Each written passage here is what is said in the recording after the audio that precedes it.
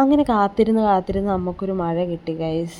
കുറേ ദിവസമായി വെയിൽ കൊണ്ട് പൊരിയുന്നു. അവസാനം നമുക്ക് മഴ കിട്ടിയപ്പോൾ അത് ആസ്വദിക്കാനുള്ളൊരു ടൈമും കൂടിയില്ല. കാരണം പെട്ടെന്ന് റെഡിയായി കാഞ്ഞങ്ങാട് പോകണം. മെയ് 10-ാം തീയതി എൻ്റെ കസിൻ്റെ എൻഗേജ്മെൻ്റ് ആണ്. അപ്പോൾ അതിന് വേണ്ടി ഡ്രസ്സ് എടുക്കണം. അതിന് വേണ്ടിയിട്ടുള്ള പോക്കാണ് കേട്ടോ ഇത്. അപ്പോൾ കഴിഞ്ഞ പ്രാവശ്യം പോയപ്പോൾ ഡ്രസ്സ് എടുക്കാൻ പറ്റിയില്ല. ഇവൾ സമ്മതിച്ചില്ല, കരഞ്ഞ് ബഹളം ഉണ്ടാക്കി.